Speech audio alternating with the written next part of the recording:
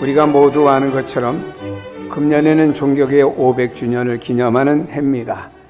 여러분들이 기독교 TV나 또 매스컴의 다른 신문에 가보면 종교개혁 500주년에 대한 이야기가 많이 나오고 있고, 또 종교개혁 500주년을 기념하는 모든 행사들과 세미나가 금년 한 해 동안에 많이 있었음을 우리가 알고 있습니다. 일반적으로 학자들은 16세기의 종교개혁은 기독교 2000년 역사에 가장 중요하고 의미 있는 사건으로 평가하고 있습니다. 그래서 개신교에서는 매년 그 사건을 기념하여 지키고 있고, 우리 교단도 또 우리 교단에 있는 모든 교회도 세미나를 하면서 종교개혁의 진정한 의미와 종교개혁에 가져다 준 교훈이 무엇인가를 되새김하고 있습니다.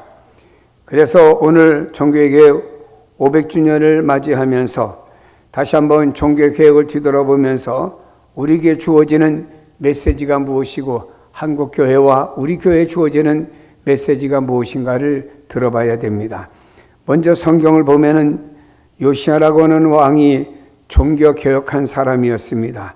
그의 전 시대를 살펴보면은 그의 아버지였던 므낫세 시대, 그때는 여호와의 성전이었던 두 마당에 하늘에 1월 성신 해와 달과 별을 위해서 제단들을 만들고 신접한 자와 박수, 무당과 점쟁이들을 세워서 여호와 보시기에 악을 행하고 진노를 일으켰습니다.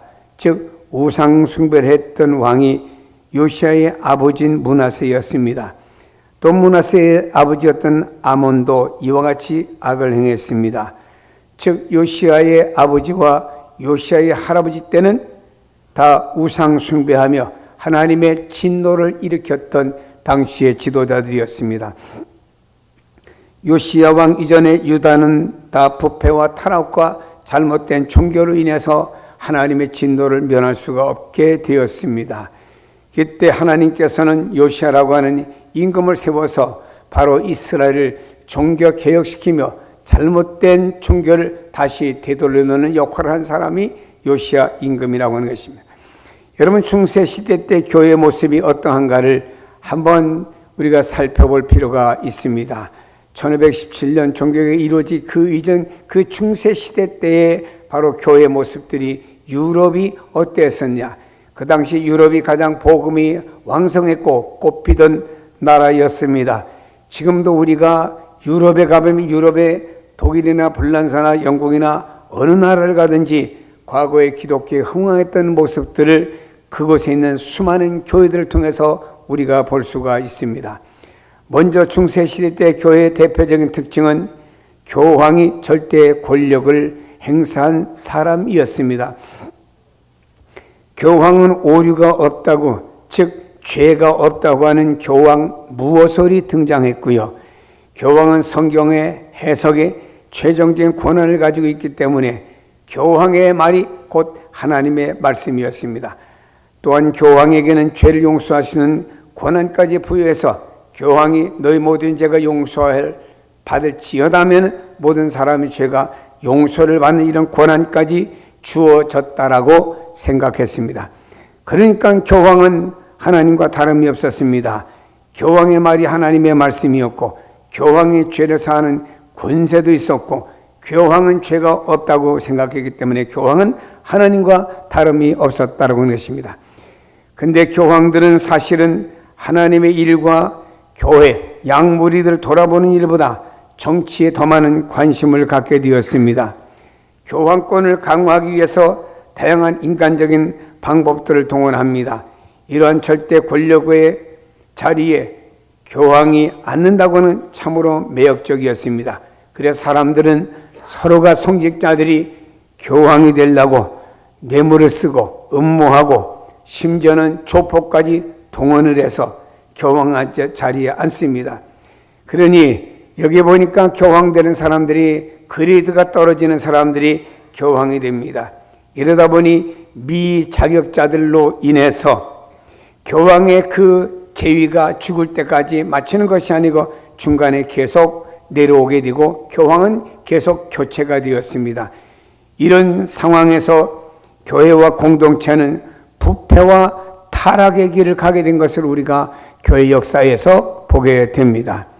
다음에 중세시대의 중대한 오류는 구원의 진리에 대한 오류였습니다. 당시의 교회는 구원을 위해서 선행을 강조했습니다. 구원받으려고 하면 그냥 구원받는 것이 아니다. 예수도 믿지만 선행을 해야만이 온전한 구원을 받는다.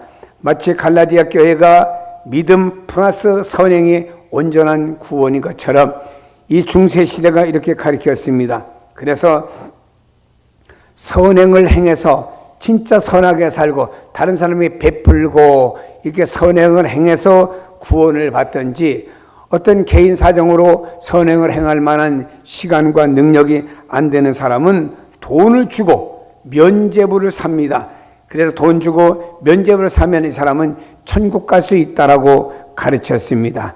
당시에 면죄부를 판매했던, 그래서 그 면죄부를 판매해서 돈을 이렇게 거둬들였던 목적은 두 가지가 있었습니다. 그 중에 하나는 이렇게 지도자가, 교황이 권력을 유지하기 위해서는요, 돈이 필요했습니다. 그래서 자기의 권력을 유지하기 위해서는 밑에 있는 주교들이나 이런 사람들 돈을 가지고 관리하면서 자기 편을 만들어야 되기 때문에 권력을 유지하기 위해서는 돈이 필요했다라고 하는 것입니다.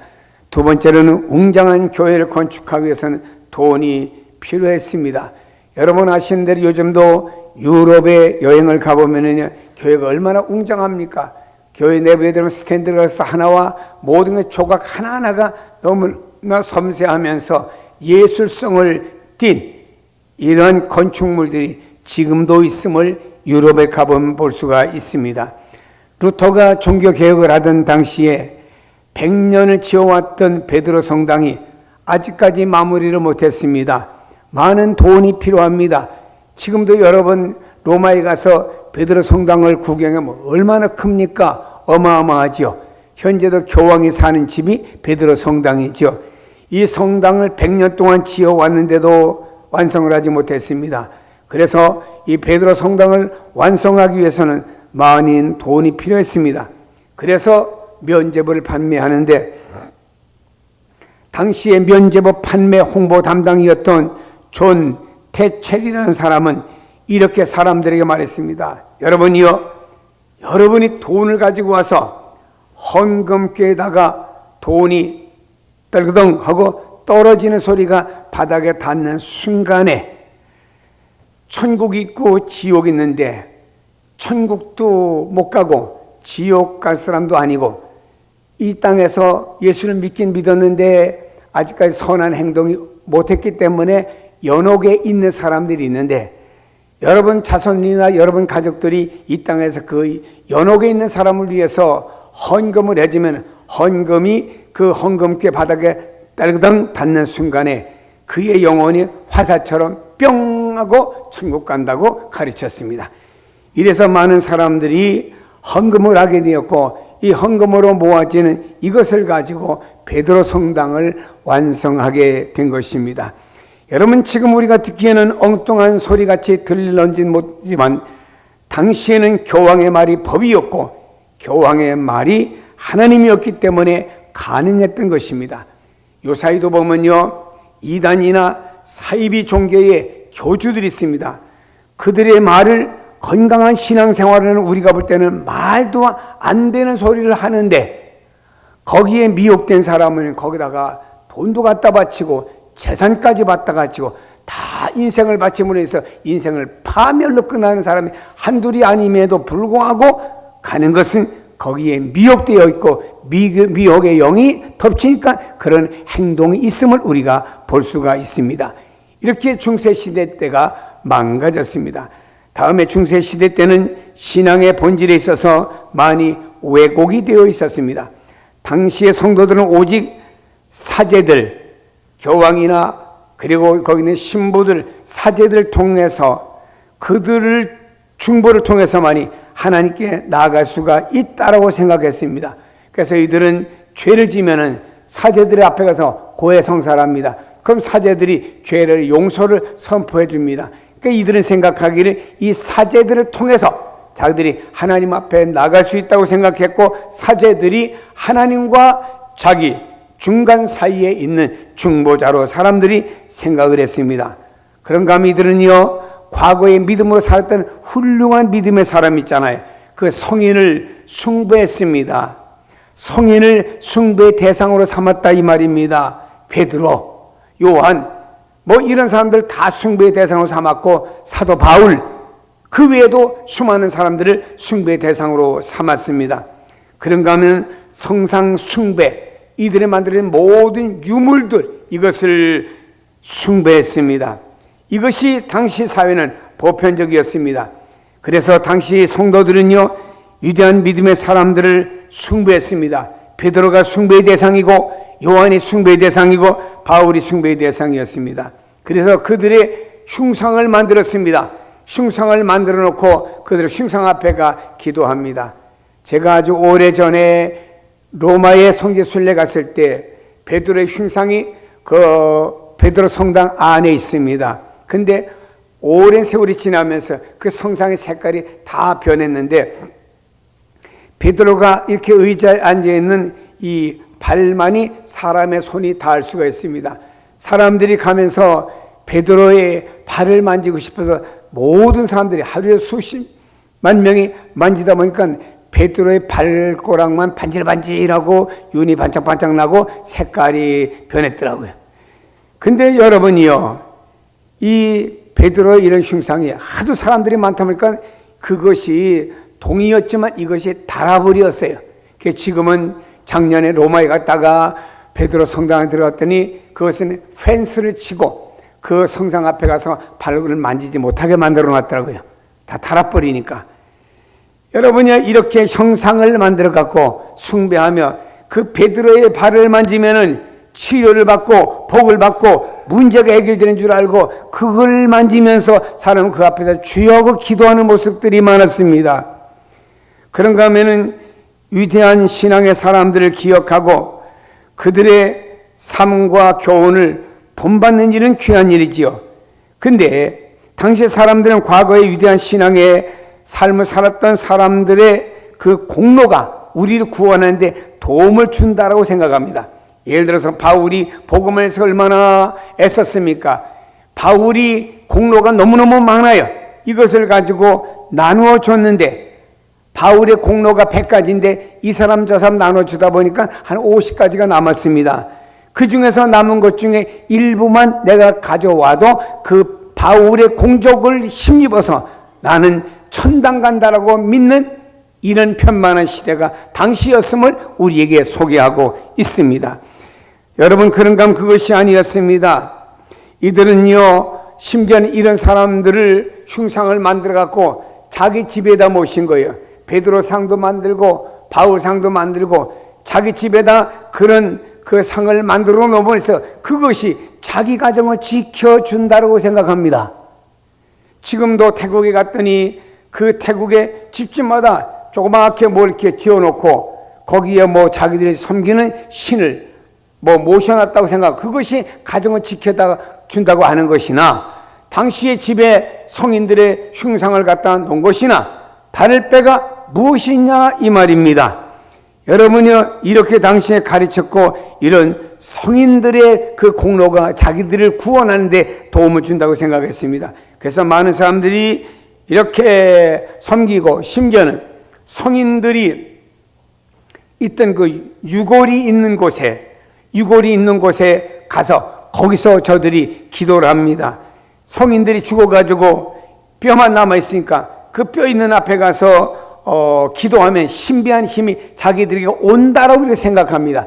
그래서 중세시대 때는 성인들이나 이런 모든 사람들이 죽으면 다 밖에다 묻은 것이 아니고 예배당 안에다가 관을 다 만들어 놓고 거기다 다 묻어놨습니다. 그러다 보니까 이 사람들은 그런 속에서 어떻게 됩니까? 그런 속에서 결과적으로 이들은 자기들에게 신비한 힘을 통해서 순교자들의 유물이나 순교자들의 뼈가 신비한 힘이 있어가지고 자기들을 악으로부터 보호해 준다고 믿고 그런 우상들을 만들었던 것입니다. 성경은 말씀했습니다. 십계명에 나 외에 다른 신을 섬기지 말고 어떤 형상이든지 만들지 말라고 말했는데 중세시대 때 기독교, 요즘은 천주교가 수많은 우상단지를 만들어 놓고 섬겼다 이 말입니다. 지금도 우리가 유럽에 가보면 수많은 성인들의 흉상들이 쭉 있습니다. 우리가 미술학적으로 볼 때 너무나 아름답고 좋아 보입니다. 그러나 신앙의 대상으로 그것을 가서 기도하고 하는 것은 무엇인가요? 우상 숭배하는 거라 이런 얘기입니다. 그러나 당시의 성도들은 이러한 모든 미신적인 신앙들이 얼마나 잘못되었는지를 판단할 능력이 없었다 이 말입니다. 오늘날도 말이에요. 여러분들이 바른 신앙에 세워지지 않으면 여러분들이 이런 잘못된 신앙들이 무엇이 잘못되었는지 판단할 능력이 상실되면 우리들을 미혹하는 수많은 잘못된 신앙에 우리도 넘어갈 수도 있다라고 하는 거예요. 여러분, 오늘날에 우리가 참으로 개혁주의 신앙 가운데서 바른 믿음 생활한다는 게 얼마나 축복의 은혜인데 이걸 모르는 성도들이 너무나 많이 있다라고 하는 것입니다. 우리가 구약의 종교 개혁 시대 때 보면 요시야라고 하는 인물을 이렇게 성경에 소개하고 있습니다. 요시야라고 하는 왕은 전에도 없었고 후에도 없었고 그와 같은 자가 없었다고 말할 정도로 요시야는요 잘못된 종교를 개혁했습니다. 그래서 구약의 개혁자로 소개되는 사람이 요시야라고 하는 임금이지요. 그는 성전을 수리하다가 율법책을 발견했습니다. 그래서 이 율법책을 hilki야로 하여금 이것을 읽게 만들었습니다. 율법책인 하나님의 말씀을, 성경 말씀을 읽을 때 왕으로부터 온 국민들이 회개하는 역사가 일으켰습니다. 백성들은 우상들 다 없애버렸습니다. 우상을 제거할 뿐만 아니라 사람들이 우상을 숭배했던 모든 마음들을 이제 여호와 하나님을 섬기는 신앙으로 돌아오게 되었고 하나님 앞에 제사 드렸던 제사가 다시 재개되었습니다. 과거에는 말입니다. 하나님 앞에 제사 드렸던 그 성전 마당에다가 말입니다. 해를 섬기는 신전, 달을 섬기는 신전, 별을 섬기는 신전을 거기다 놓고 여호와 하나님을 섬기지 않고 해와 달과 별을 섬겼던 저들이 말입니다. 우상단지를 다 헐어버리고 말입니다. 다 헐어버리고 이제는 여호와 앞에 나와서 절기를 지키면서 율법대로 살라고 애쓰는 사람으로 바뀌어졌기 때문에 여기 있는 요시야를 가리켜서 개혁자라 우리는 이렇게 부르고 있습니다. 사랑하는 여러분, 500년 전의 종교개혁 사건이 오늘날 한국교회와 우리 교회에 어떤 교훈을 주고 있냐 이 말입니다. 그 중에 하나는 당시 교회가 타락한 중요한 원인은요 교회의 지도자들이었다라고 하는 것입니다.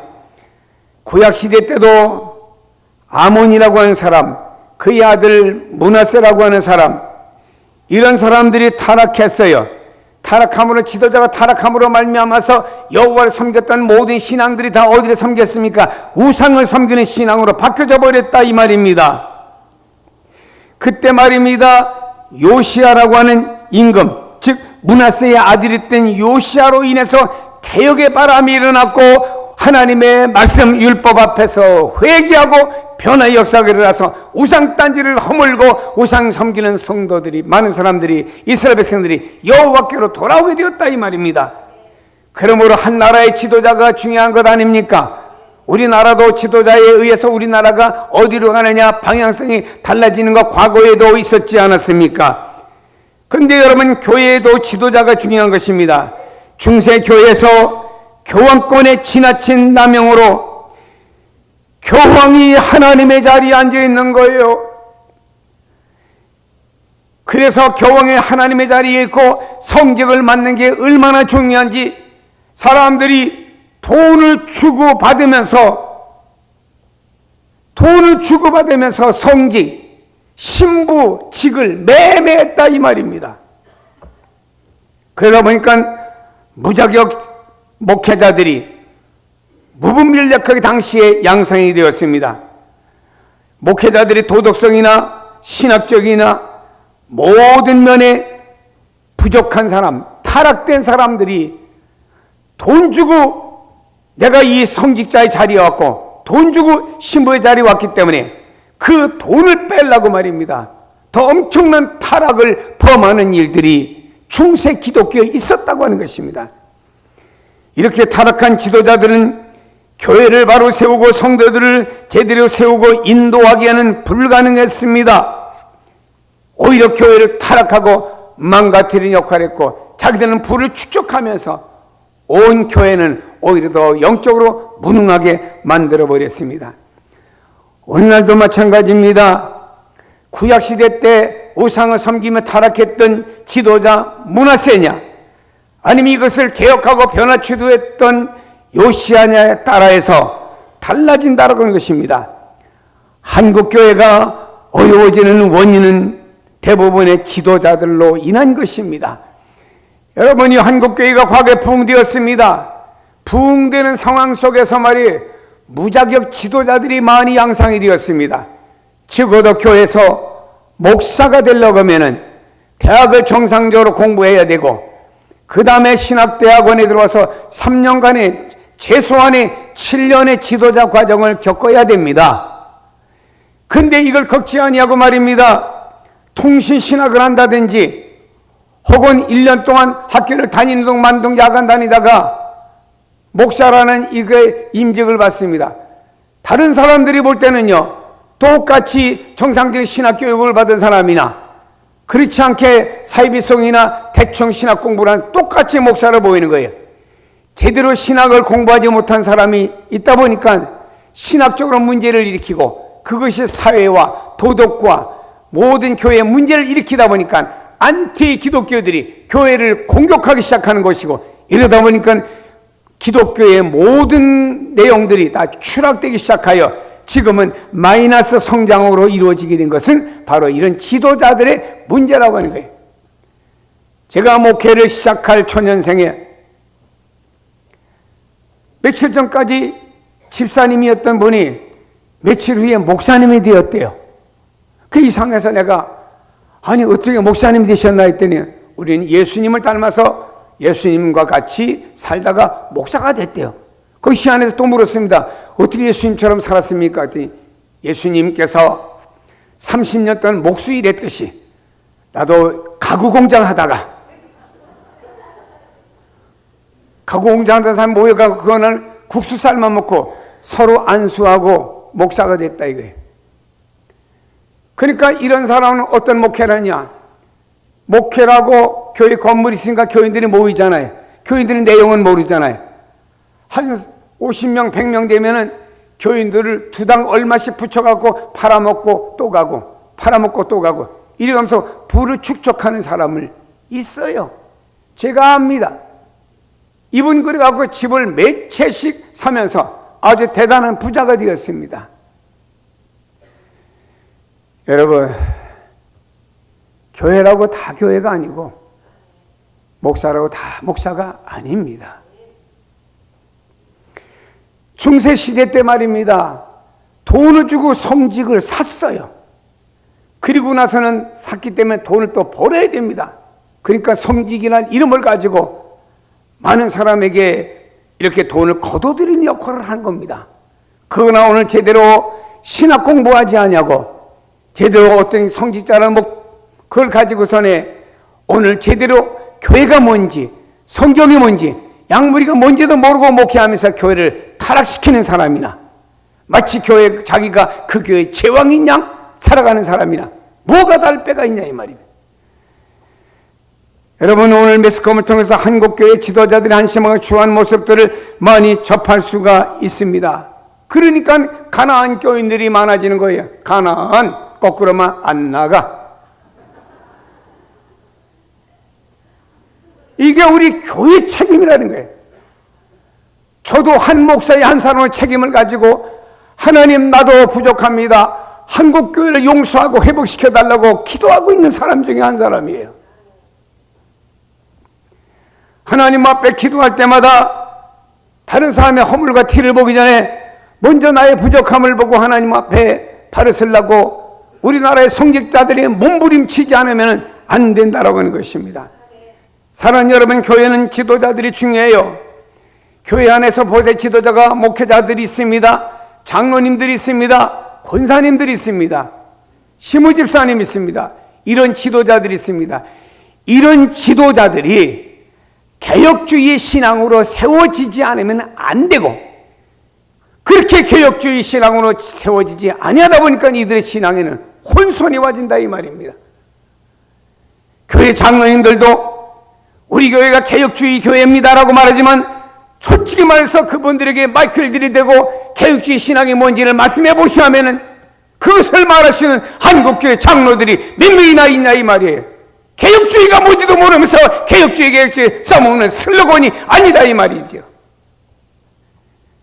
사랑하는 여러분요, 오늘날 우리 교회가 다시 세워지고 우리 교단이 다시 세워지고 우리 교회가 다시 세워지며 다시 부흥의 역사가 일어나기 위해서는요, 교회 안에 있는 평신도 지도자들이나 모든 지도자들이 다시 영적으로 세워져야 되고 다시 도덕적으로 세워져야 되고 다시 사명감을 가지고 세워지고 회복될 때 한국교회는 새로운 부흥의 역사가 일어날 줄로 믿습니다.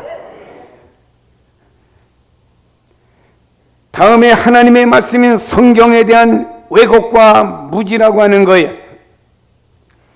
므낫세 시대 때 우상 숭배로 인해서 성경이 묻혀져 있었습니다. 율법이 묻혀져 있습니다. 그러니까 그 백성들은 다 와서 여러 가지 일월 성신을 갖다가 숭배하면서 우상 숭배하게 되었습니다. 하나님의 진노인지도 모르고 진리인 양 그 숭배하게 되었어요.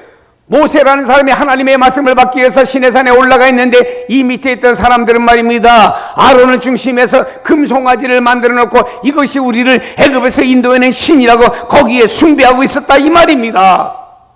금송아지가 저들을 애굽에서 인도해냈습니까? 여호와 하나님이 인도했음에도 불구하고 하나님 싫어하는 우상단지를 만들어 놓고 저들이 섬겼다라고 하는 것 아닙니까? 사랑하는 여러분이요, 성경에 묻혀 있었습니다. 그런 요시아 때 많은 사람, 그 요시아 이전에 많은 사람들이 우상을 섬긴 겁니다. 그러나 성전을 수리하다가 요시아 때 하나님의 말씀이 율법이 발견된 것입니다. 이 율법을 읽어줄 때 거기서 회개하고 개인과 민족의 변화가 일어났습니다.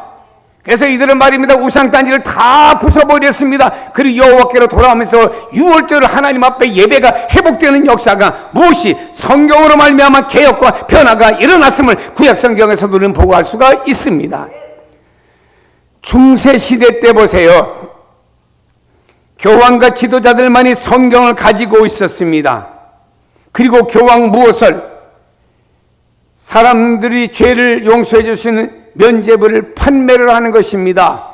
이걸 돈을 걷어갖고 정치 자금으로 쓰고 말입니다. 성직자들이 이걸 걷어가지고 보이는 예배당을 건축했습니다. 예배당을 건축해도 바른 방법으로 가지고 건축해야지 말입니다. 라스베가스 가서 돈 따고 예배당 건축해갔다고 어떤 집사님이 가서 말이면 돈사들 들고 가서 라스베가스에 기도하고 주연 나 이 돈 따가지고 말입니다 예배당 짓겠습니다 하고 원고에 다 날리고 왔대요. 하나님이 그런 방법을 가지고 하는 게 아니잖아요. 면죄부를 판매해가지고 그거 가지고 예배당을 짓겠다고 안 되잖아요. 어떤 부자가 당신 말이야 이렇게 술 먹고 잘못되고 타락된 방탕한 삶을 살면 되겠냐고 친구가 꾸짖으니까 하는 말이에요. 아, 난 걱정 없어. 난 이번 주간 한 주간 죄 지을 수 있는 모든 죄 짓고 용서받을 수 있는 면죄부 부족을 미리 사놨거든. 중세시대에 때가 그렇게 타락했다 이 말입니다. 아마도 오늘 성경에 무지한 사람에게 누군가가 부족한 장을 써주고 이것을 당신이 지니고 다니면 당신의 모든 죄가 용서받는다고 하면 아마도 어떤 사람 살 사람이 있을런지도 몰라. 이건 뭐 성경에 대한 무지 때문에 이렇게 가는 거예요. 그리고 성인들의 유물을 숭배합니다. 바울이 썼던 무엇, 바울이 신었던 신발, 바울이 입었던 옷을 갖다가 놓고 거기 한 번만 만지면 자기들의 죄가 용서받고 자기들의 문제가 해결이 되고 자기의 건강 회복되는 자 그걸 숭배했다 이 말입니다. 사랑하는 여러분이요, 이렇게 중세시대 때가 잘못되었습니다. 교황은 말입니다, 성경을 읽는데 어떻게 읽었습니까? 라틴어로 읽어요. 그러니까 교황이나 성직자들 라틴어로 성경을 읽으니 다른 나라 사람들이 알겠습니까? 아, 그런가 보다. 여러분이 우리가 성경을 볼 때 성경이 구약은 히브리어로 기록됐고 신약은 헬라어로 기록되었죠. 제가 강단에서 성경을 읽는데 히브리어를 읽고 헬라어로 읽으면 여러분들이 앉아가고 저거 무슨 말인가 알아듣겠습니까? 못 알아듣죠. 이와 같이 그때는요, 성경에 무지했고 성경을 가지고 잘못되게 이 교황과 성직자들이 자기들이 유익하게 사용했다 이 말이에요. 사랑하는 여러분이요, 성경 하나님의 말씀이 뭐라고 말씀하는지 말씀에 의해서 성경이 바르게 전해져야 되는 거예요. 성도들이 하나님의 말씀을 자기에게만 맞는 왜곡된 말씀으로 받아들여서도 안 돼요. 어떤 성도가 그랬디다. 우리가 교회 나오는 게 말이야, 한 주간 세상에서 막 찌들고 힘들어가지고 위로받으려고 나오지 교회 와서까지 책망받으려고 나오나? 이런 사람이 있습니다. 맞아요. 맞아요. 성경에 위로의 복음도 있습니다. 근데 여러분, 세례 요한이 예수님보다 6개월 먼저 와서 뭐 했습니까? 여러분, 지금 이스라엘 로마의 그 속국에서 얼마나 힘듭니까? 다 세금 거들 로마로 가져가 버리고 경제들이 열악하고 여러분 힘들지요. 위로를 받으세요. 하나님의 위로가 충만할지어다. 세례 요한이 그랬습니까? 힘들고 로마의 압제 속에 있는 이런 사람들, 경제적으로 한 끼를 어떻게 먹고 살아야 될지 염려해야 되는 그 사람들에게 세례 요한이 회개하라고 외친 거예요. 많은 사람들이 그 얘기 오니까 너희들은 내가 너희들에게 무엇을 해주기를 바라고, 병 낫게 해주기를 바라고, 뭔가 먹을 걸 해주기를 바라고 왔느냐? 아니다. 회개하라 이 말입니다. 예수님 오셔서 천국 복음을 전하실 때 예수님이 무슨 말씀을 제일 먼저 했습니까? 회개하라, 천국이 가까웠느니라. 천국의 복음은 회개가 동반되어져야 된다라고 하는 것입니다. 그렇다면 오늘날에 회개 없이 예수 믿을 수 있습니까? 회개 없이 죄 용서받습니까? 오늘날 현대인들의 기도 속에는 회개가 없어요. 회개의 눈물이 없고 회개에 가슴 치는 일이 없었다 이 말입니다.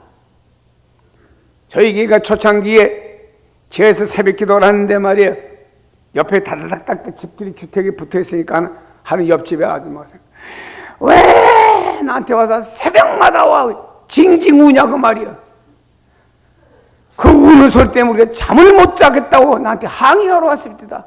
왜 교인들이 와 웁니까? 하나님, 내가 부족합니다. 하나님의 말씀대로 살고 싶습니다. 이거 자신들이 통해하면서 우는 눈물 아닙니까? 이런 눈물들이 있었는데 지금은 이런 눈물들이 사라져버린 거예요. 좋으신 하나님, 사랑이 많으신 하나님으로 아무렇게나 내가 살고 아무렇게나 예수 믿어도 그저 과보호해주는 하나님으로만 생각하는 그런 하나님으로 알면 우리가 너무나 성경을 왜곡하고 있다고 하는 것을 알아야 된다 이 말입니다. 오늘날의 강단에서 많은 사람들이 성경을 왜곡하고 있어요. 성경을 성경으로 말씀하지 않고 성경을 다른 쪽으로 말합니다. 우리나라에 기독교 복음이 들어오면서 말이에요, 원래 우리나라 두 종교가 있었습니다. 유교가 있었고, 종교도 아니죠, 불교가 있었습니다. 그런데 기독교가 들어오면서 유교인들이 이것이 섞어지면서 무엇이 됐습니까? 교회 안에 있는 목사 혹은 장로, 권사가 하나의 권위적인 직분으로 생각했고, 내가 뭐 권사가 되고 장로가 되고 목에 힘 딱 주고 내가 누군데, 이런 유교적인 것들이 기독교와 짬뽕이 되면서 잘못된 겁니다. 교회 직분은요, 권위적인 직분은 아무것도 없습니다. 교회 직분은요, 다 섬김의 직분이지 권위부리라는 직분은 아무것도 없는 겁니다. 주님도 우리를 섬기기 위해서 하늘 영광 버리고 이 땅에 오셨고 십자가에 피 흘려주시면서까지 우리를 섬겨주신 주님이신데, 우린 그걸 힘입어서 내가 섬김을 받고 권위를 나타낸다고 하면 주님은 슬퍼하실 것입니다. 사랑하는 여러분이요, 오늘 우리가 하나님의 말씀을 보면서 이 기독교 복음이 우리나라에 들어오면서 불교하고 짬뽕이 되었습니다. 거기서 나온 신앙이 두 가지 양상이 있습니다. 기복적인 신앙과 신비주의 신앙이 나온 거예요. 신비주의 신앙이 한국교회를 망쳤고 성경에 없는 어떤 신비가 한국교인들을 혼란하게 만드는 경우가 있게 된 거예요. 제가 청년 시절에 지방에서 살고 있는데 진짜 아주 그 목사님은 진짜 양반 중에 양반입니다. 근데 그 처갓집이 예수를 안 믿는데 처제가 귀신 들렸어요.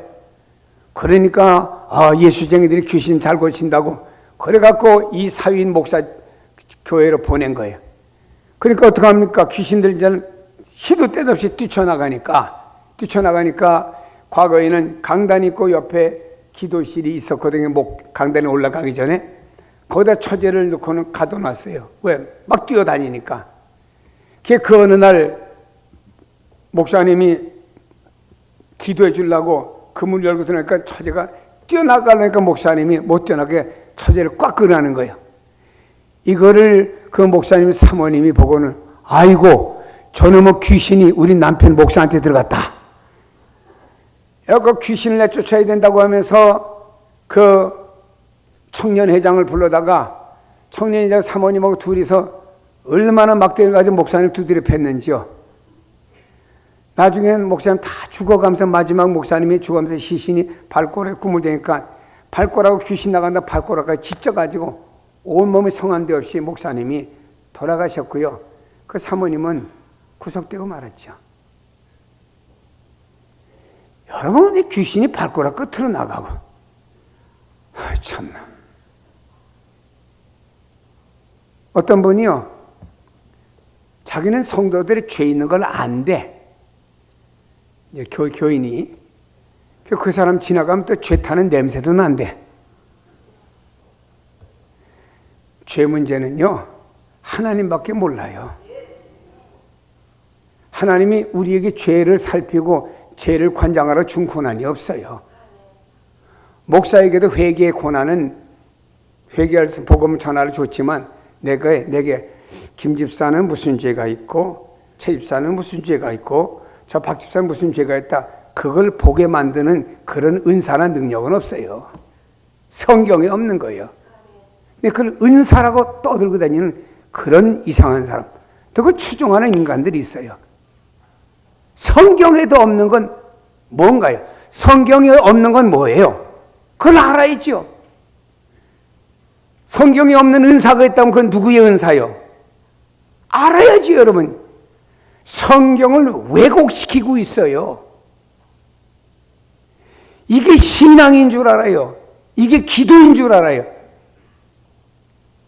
이러고 교회 다닌대요. 그런 왜곡된 신앙 가지고. 여러분, 하나님의 말씀은 성경에 왜곡되었고 하나님의 말씀이 성경을 무지하게 만들어는 안 됩니다.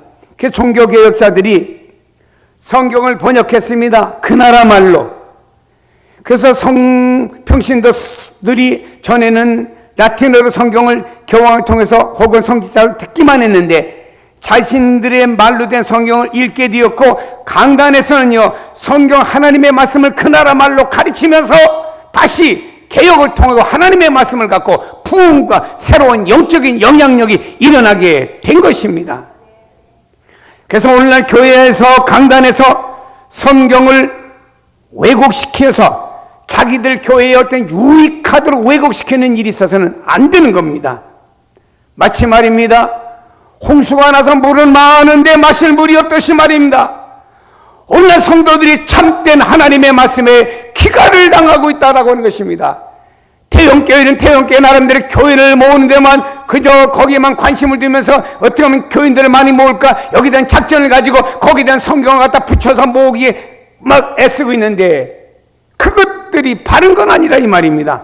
오늘 성경 하나님의 말씀이 바로 구약부터 신약까지 말입니다. 구속사적인 말씀을 가지고 이 말씀을 가지고 바로 전달되어져야 된다고 하는 것입니다. 강단에서는 하나님의 말씀이 되게 바르게 전해지지 않으면 안 되는 겁니다. 교회의 지도자들은, 목회자들은 두렵고 떨리는 마음으로 성경을 통해서 우리에게 주신 하나님의 뜻을 바르게 전달되어지고 그 말씀을 깊게 전해줘야 되는 것입니다.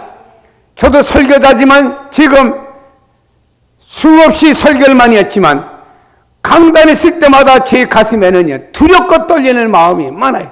성경 하나님의 말씀을 바르게 전해야 되는데 혹시라도 내 생각과 내 뜻을 가지고 이 말씀을 왜곡시키지 않을까.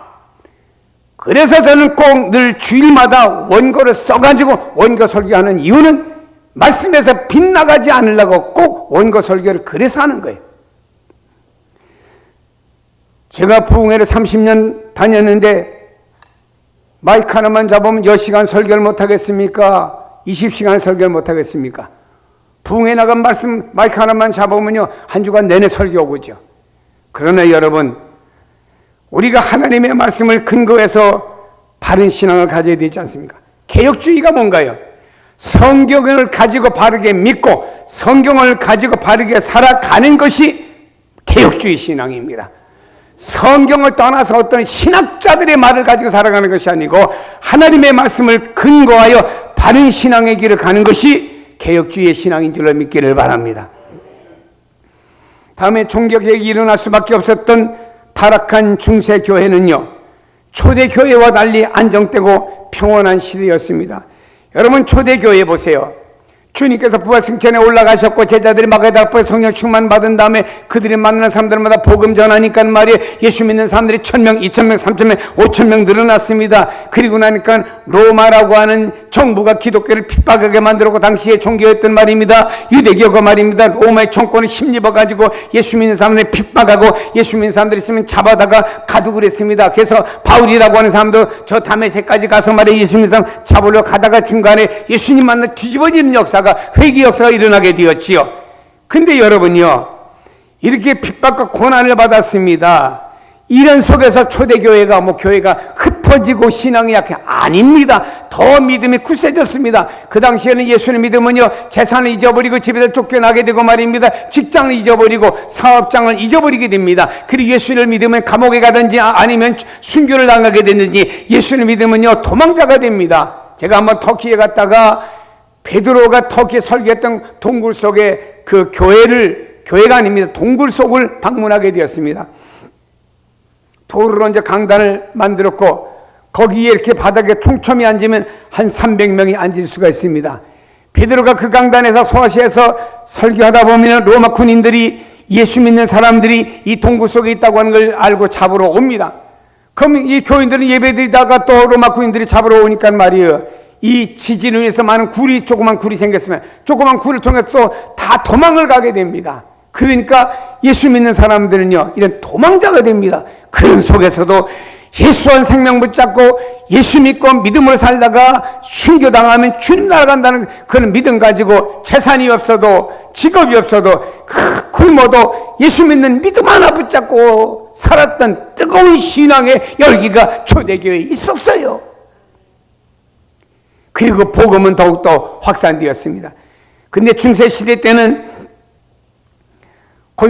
콘스탄틴 황제가 로마의 황제가 되면서 자기 어머니 헬레나 여사가 예수를 믿었고 말입니다. 헬레나 여사가 이스라엘에다가 말이에요. 예수 믿은 사람으로서 이스라엘에다가 예수님 태어나신 베들레헴 기념교회를 지었고 예수님께서 돌아가신 그 장소에다가 기념 예배당을 지은 분이 콘스탄틴 황제의 어머니였습니다. 그의 아들이 왕이 되면은 황제가 되면 이런 황제가 되게 해달라고 늘 기도했는데 콘스탄틴 황제가 전쟁하러 나가야 됩니다. 근데 꿈에 십자가를 깃발로 만들어서 전쟁에 나가면 승리할 것이다. 꿈을 꿨습니다. 그래서 전풍화들에게 말했습니다. 깃발을 갖다가 로마의 깃발이 아닌 거기다가는 십자가 깃발을 만들어가 전쟁으로 나가라고 하다가 그 전쟁에서 기적적으로 이겼어요.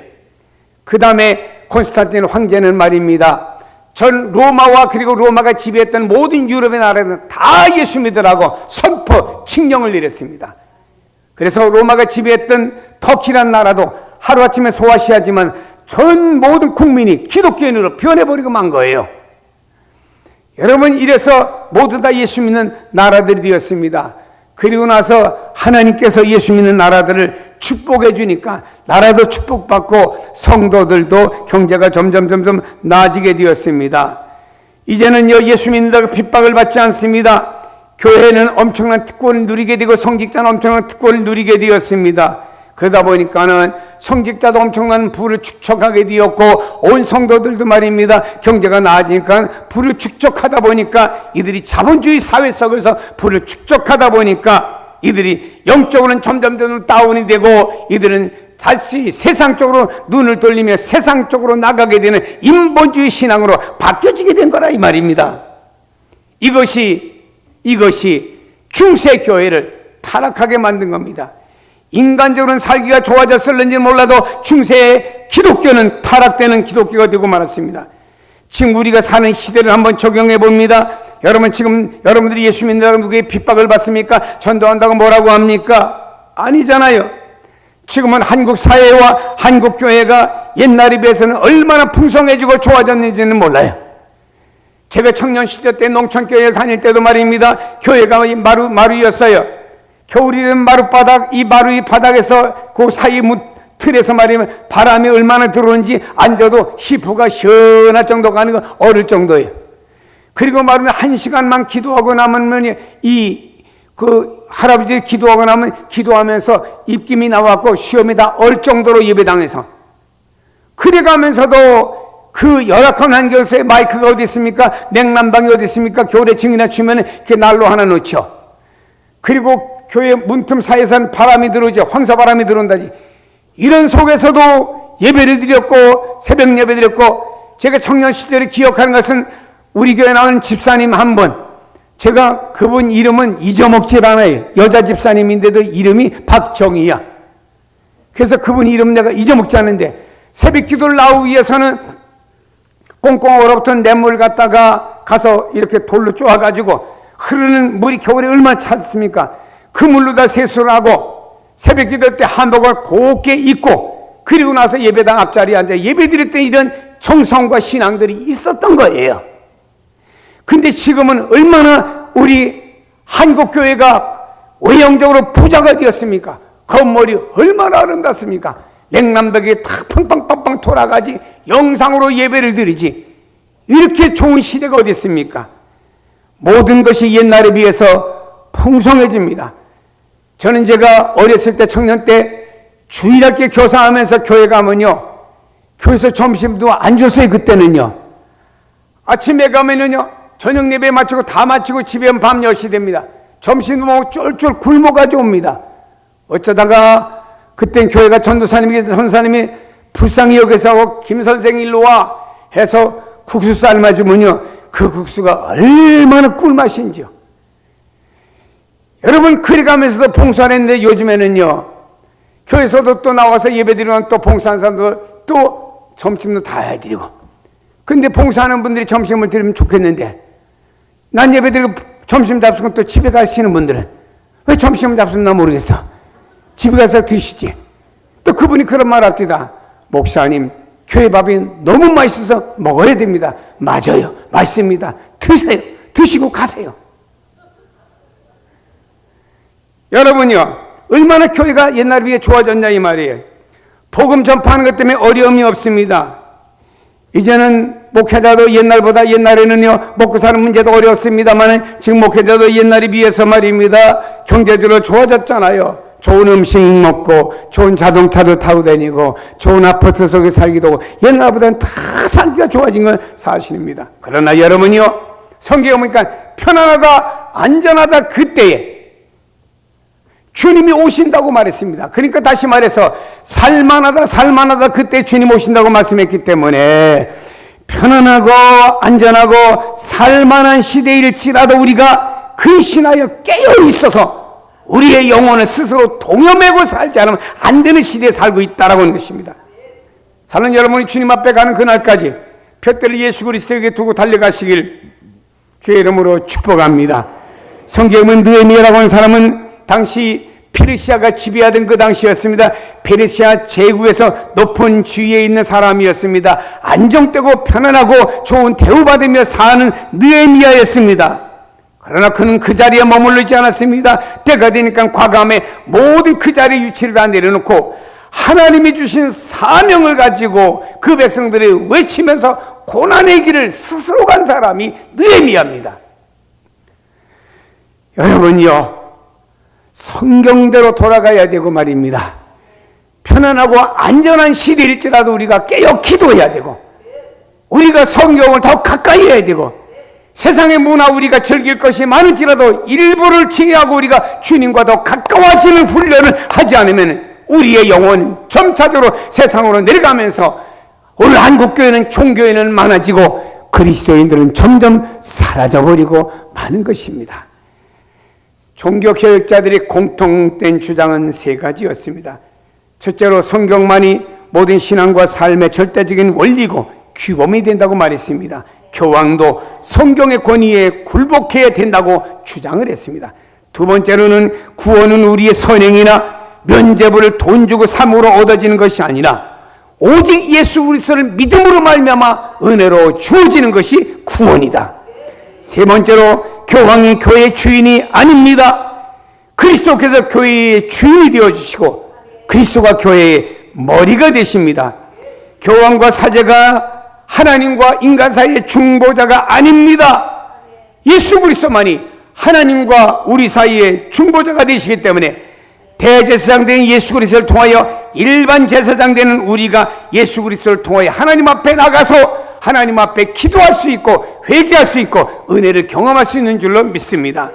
종교개혁자들의 모토는 세 가지였습니다. 한번 따라 합시다. 오직 믿음, 오직 성경, 오직 은혜. 이것을 강조한 줄로 믿습니다. 여러분들이 종교개혁 500주년을 맞이하며 다시 한번 개혁주의 신앙에 여러분들의 믿음이 돈독히 세워지기를 예수님의 이름으로 축복합니다. 기도하십니다.